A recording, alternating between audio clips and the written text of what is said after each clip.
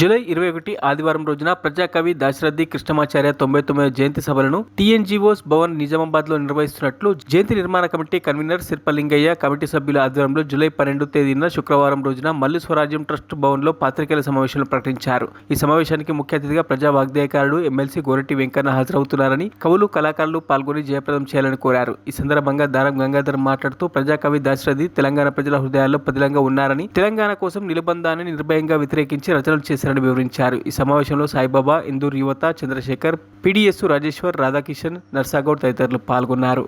దాశరథి గారి 99వ జయంతిని పురస్కరించుకొని వారి రాసినటువంటి సినిమా పాటలు మరియు వారి సాహిత్యాన్ని ప్రజాకవుల చేత, నిజామాబాదు సాహిత్యవేత్తల చేత, రచయితల చేత, అలాగే గాయకుల చేత అనేకమైనటువంటి కార్యక్రమాలు నిర్వహించడం జరుగుతుంది.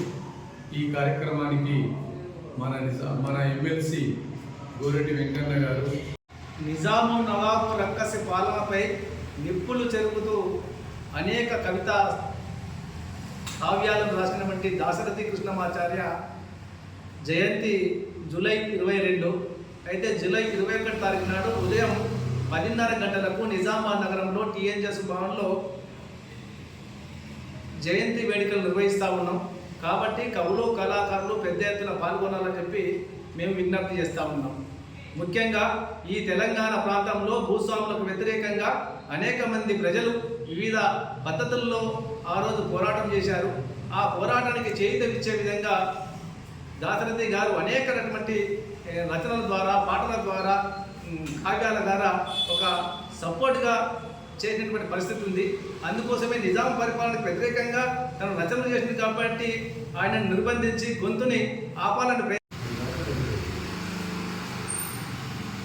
దాశరథి గారు తెలంగాణ సాయుధ పోరాటంలో పాల్గొన్నారు. ఆనాటి నుంచి ఈనాటి వరకు కూడా తెలంగాణ పోరాటం ఆగలేదు. ఈరోజు ప్రత్యేకంగా మన తెలంగాణ మనకు స్వరాష్ట్రం వచ్చింది. ఇందులో కవిగా తను దాశరథి గారి పాత్ర చాలా ఉంది. నా తెలంగాణ కోటి రత్నాల వీణ అని రాసిన తను ఈ కార్యక్రమానికి గోరటి వెంకన్న గారు ముఖ్య అతిథిగా వస్తున్నారు. ఈ కార్యక్రమంలో కవి సమ్మేళనము, సంగీత విభావని సభ మరియు పలువురికి సన్మానాలు కూడా ఉంటాయని కోరుతూ మీరందరూ పెద్ద ఎత్తున ఈ కార్యక్రమంకి రావాలని కోరుతున్నాను. మరిన్ని అప్డేట్స్ కోసం మా ఛానల్ని సబ్స్క్రైబ్ చేయండి.